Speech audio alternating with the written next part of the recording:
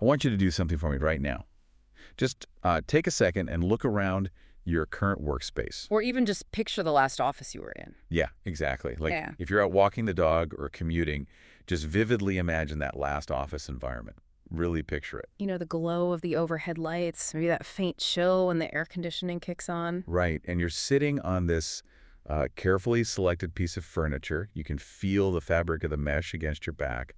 We are just constantly surrounded by these highly engineered, deeply considered physical choices. Oh, 100%. Everything is deliberate. But what about the one element that can absolutely make or break your entire workday? I'm talking about the invisible element, sound. It's completely invisible, and yet, I mean, it is the one atmospheric condition that will ultimately dictate whether you can actually get your work done. Or whether you leave the office with a massive stress headache. Exactly. It's huge. Right. And that invisible dynamic is exactly what we're unpacking in today's deep dive. Right. We are venturing into the often misunderstood world of workplace strategy and interior design. It's a fascinating space, really. It is. Specifically, we're focusing on this approach called the TRL philosophy, which is this specialized design methodology and a structural system that completely dismantles how office acoustics are managed. Or, honestly, how they're usually entirely mismanaged in modern architectural design. Yeah, mismanaged is probably the better word there. It really is a systemic failure across the industry. There's this fundamental disconnect between how a space looks on a two-dimensional floor plan and how it actually functions when it's, occupied by living, breathing, talking humans. So our mission today is to figure out exactly why that happens.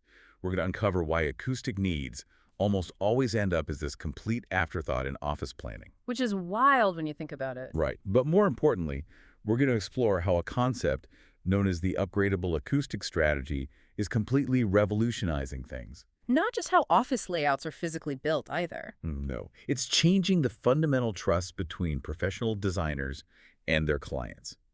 It really changes how you view the environments that have been designed for you. Because as we'll see, this isn't just about picking out thicker glass partitions or throwing some acoustic panels on a wall. Right. It's about the psychology of foresight. It's about how professionals plan for the inevitable realities of human behavior, even when the people footing the bill can't see those realities coming. Yeah, let's actually start right at the root of the problem. That blind spot in office planning. Okay, yeah. When a client, say, like a tech startup or a mid-sized law firm, when they decide to build out a new office, their minds immediately go to a very specific checklist. The visual stuff? Totally. Yeah. They think about the HVAC system so people aren't sweating. They obsess over the lighting fixtures, the aesthetics.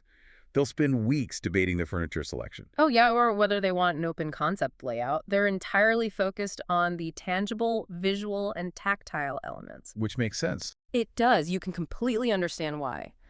Modern office design heavily favors this very specific aesthetic, think industrial chic, right? Oh, the exposed concrete everywhere. Exactly. Exposed concrete ceilings, polished hardwood floors, these massive floor-to-ceiling glass walls. Visually, it looks spectacular. It feels super open and collaborative. But physically, that combination of materials is an acoustic nightmare, isn't it? An absolute nightmare. I mean, sound is basically just invisible kinetic energy. When you speak, you're sending pressure waves into the air. And they have to go somewhere. Right. And when those waves hit a hard surface like that exposed concrete ceiling or standard glass, they don't absorb into the material, they bounce right off. Just reflecting back into the room. Exactly. And this leads to two major problems. The first is reverberation time, which is really just a technical way of saying echo. Right. The sound just keeps bouncing around. Yeah, building up background noise until everyone is literally yelling just to be heard over the hum. Oh, man. I have definitely been in restaurants and offices like that, where you're practically leaning across the table just to hear the person sitting right in front of you. We all have. It's exhausting. And the second problem is sound transmission, which is how much sound energy actually punches right through a barrier. Oh, interesting. So not bouncing, but going through. Right. Standard single-pane glass is terrible at stopping sound. The sound wave hits the glass, vibrates the pane, kind of like the skin of a drum, and that vibration pushes the air on the other side. Oh, wow. So it just transmits your conversation directly into the next room. Exactly. Yet, despite this being basic physics, clients almost entirely lack any awareness of the acoustic environment during the planning phase. It just doesn't cross their minds. The psychological mechanism behind that oversight is fascinating to me because humans are intensely visually dominant creatures. Very much so. When you are a CEO looking at this beautiful 3D digital render of your new office, you see the natural light pouring in through those glass walls. You see the sleek desks. But you cannot see the sound of a 6-person conference call bouncing off that glass and leaking into the hallway. Right? And because we don't see the problem during the planning phase, we just assume the problem doesn't exist, which leads directly to what the industry calls the day 1 versus day 100 phenomenon. That concept is so crucial. It really stood out to me in the source materials. Basically, the difference between the honeymoon phase and the reality check. Yeah, because day 1 is move-in day. It's the day they bring in the photographer. The office looks immaculate. The lighting is perfect. AC is humming. The furniture is pristine. The client is thrilled. The designer is basically a hero. But acoustics are just as essential to human comfort as that lighting and AC. They really are. The catch is that the true crushing impact of poor acoustics isn't felt until operations truly begin. So fast forward to day 100. When the actual messy, noisy work is happening. Right. Suddenly the reality of the business takes over. You have 50 people logging on to simultaneous video calls at their open plan desks. Oh, it's chaos. You have the sales team ringing bells and cheering while the engineering team is trying to write complex code literally 10 feet away. The worst combination. And worst of all, you have executives realizing that their highly confidential conversations about mergers or HR issues are perfectly audible to anyone walking past their sleek, single-glass office door. Yikes. So it's only after using the space for a period of time that these companies realize, hey, this glaring lack of soundproofing is actively damaging our work efficiency. And completely compromising their privacy. Okay, I hear all of that. And the physics make perfect sense. But I have to play devil's advocate for a second here. Go for it. Isn't that just a massive failure of imagination on the client's part? I mean, to me, it feels a bit like buying a house just because you really like the paint color in the living room, but completely forgetting to check if the roof leaks. That's a great analogy. Right. Like, if I'm a business owner, shouldn't I know that my employees are going to need to make phone calls? Why is it on the designer to babysit that realization? It's a completely fair pushback. It is a failure of imagination. But we really have to reframe our expectations of who holds the expertise in this relationship. Okay, how so? Clients are experts in their own businesses. Finance, tech, marketing, whatever it is. They are not workspace experts. They don't spend their lives calculating sound transmission classes or thinking about the acoustic properties of aluminum extrusion. I mean, fair enough. I definitely don't. Right. And as we established, sound is invisible until it becomes a visceral operational problem. You don't know the roof leaks until it rains. Yeah, that's true. And you don't know your office is an echo chamber until you're trying to fire someone and the whole marketing department can hear every word. Oh, God, that would be awful. So they literally don't know what they don't know, and they're relying on the designer to protect them from their own blind spot. Precisely. Which brings us to this profound philosophical shift, the hidden responsibility of the professional designer. This is where it gets really interesting. Yeah, because a truly professional office designer shouldn't just act like a short-order cook. If you just respond to the immediate articulated needs that the client explicitly puts on the table, you're just an order taker. You're just drawing lines on a blueprint based on a checklist. Right. But a true professional must anticipate the unperceived but absolutely inevitable needs of the future.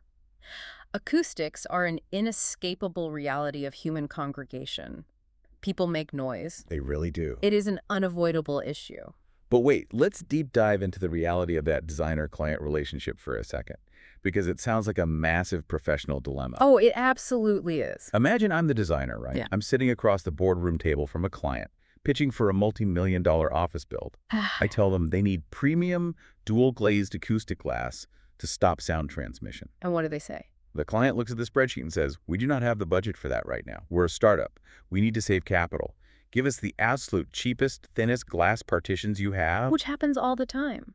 Right. So as a designer, how do you navigate that? If I stubbornly demand they double their budget for acoustic glass they don't value yet, I'm going to lose the bid to a cheaper firm.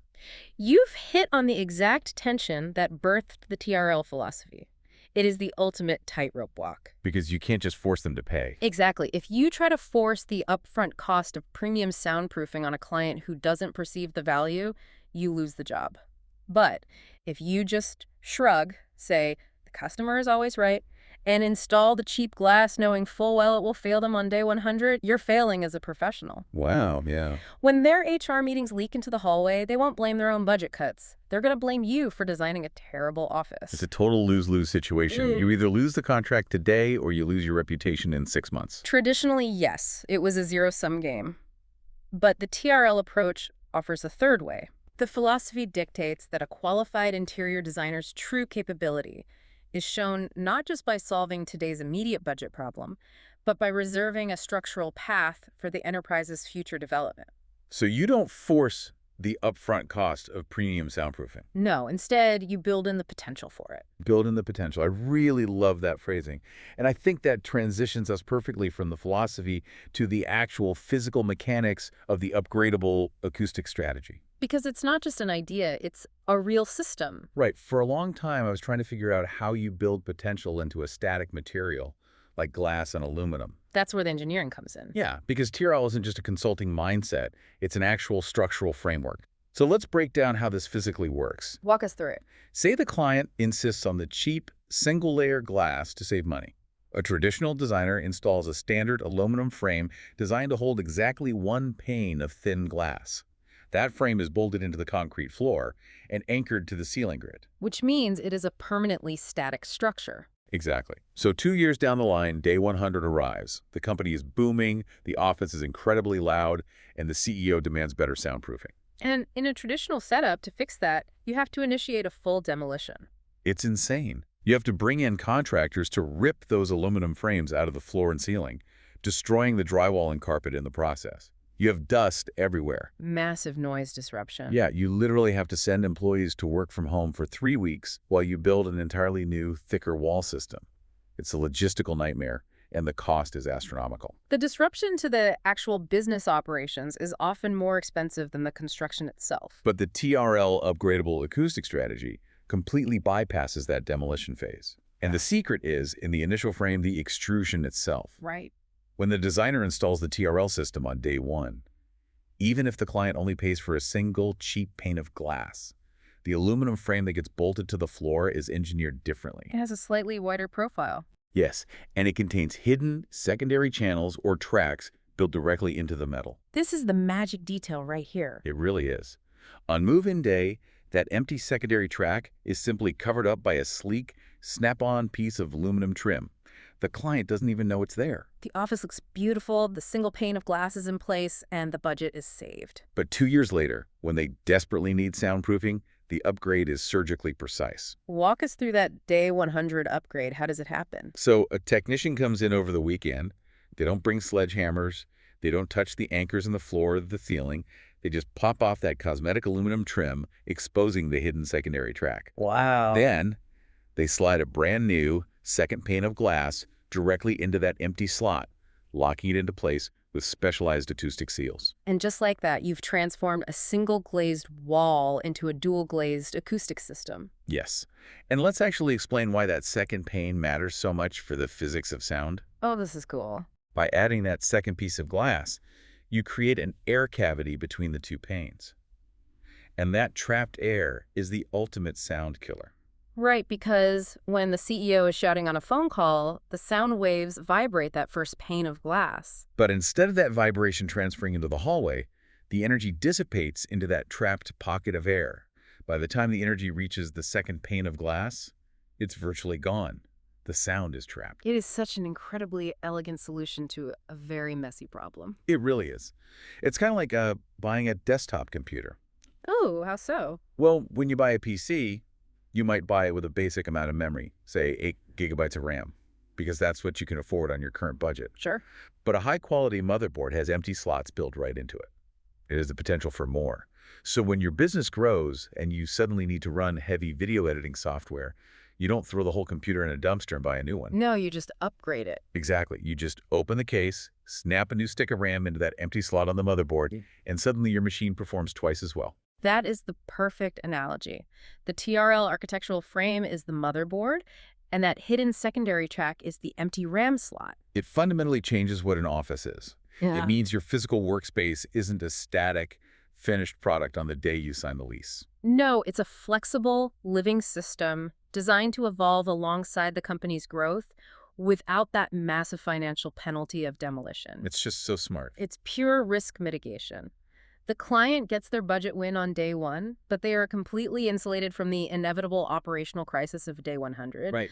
The designer has basically secretly safeguarded the client's future without forcing a financial fight during the bidding phase. Which actually brings us to the macro level of this deep dive, the business impact of this philosophy. Let's get into it. How does this upgradable strategy change the dynamic between designers and clients? Because in the vast majority of commercial interior design bids, the final decision process is pretty brutal. Oh, it's cutthroat. A client gets 3 different design firms to pitch, and it almost always devolves into a ruthless side-by-side comparison of price. It is a race to the bottom. If firm A quotes $80 a square foot and firm B quotes $75, firm B usually wins. Because the client views the partitions and the walls as pure commodities. Glass is glass, metal is metal. Who can give it to me cheapest? But when a designer utilizes the TRL strategy, it completely short-circuits that race to the bottom. Yes. Imagine being in that boardroom.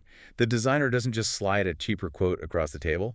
They walk the client through the exact operational reality we just discussed. Right. They say, look, I can give you the single pane glass today to meet your budget, but I know that in 2 years, your sales team's going to drive your engineering team crazy. And when that happens, my competitors' walls will have to be demolished at a cost of $50,000. Exactly. My walls can be upgraded over a weekend for a fraction of that, with 0 operational downtime. You can almost see the light bulb go on over the client's head. The client stops looking at just the raw numbers on the spreadsheet. They start seeing the design team's deep professional thinking about the specific trajectory of their business. It completely alters the decision-making paradigm. The client realizes that choosing the absolute cheapest static option is actually a massive long-term liability. Exactly. They stop buying a commodity and start buying expertise. They choose their design partner based on professional trust, not just who has the cheapest aluminum. They see a partner who understands operational reality, a partner who's protecting them from their own blind spots. So synthesizing all of this, the true value of the TRL approach becomes incredibly clear. It is not just a glass partition system.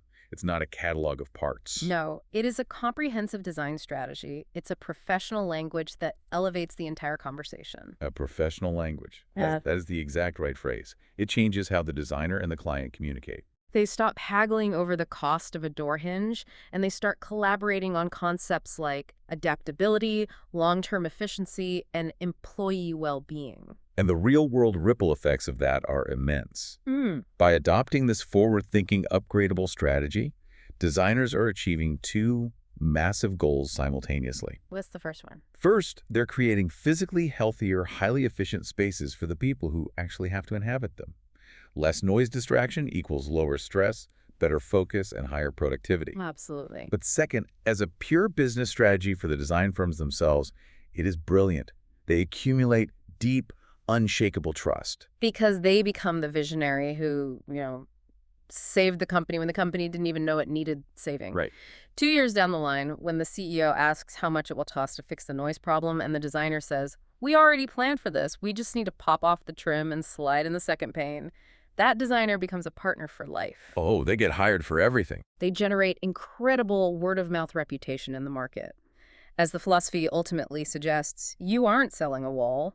You are selling a perfect acoustic solution that waits patiently until the client is ready for it. A perfect solution that waits patiently. I love that. It really has been a fascinating journey we've taken today. It really has. We started with the invisible oversight of office acoustics, that sensory blind spot where everyone is staring at the beautiful lighting fixtures while completely ignoring the physics of sound waves bouncing off the glass. Which is so common. So common.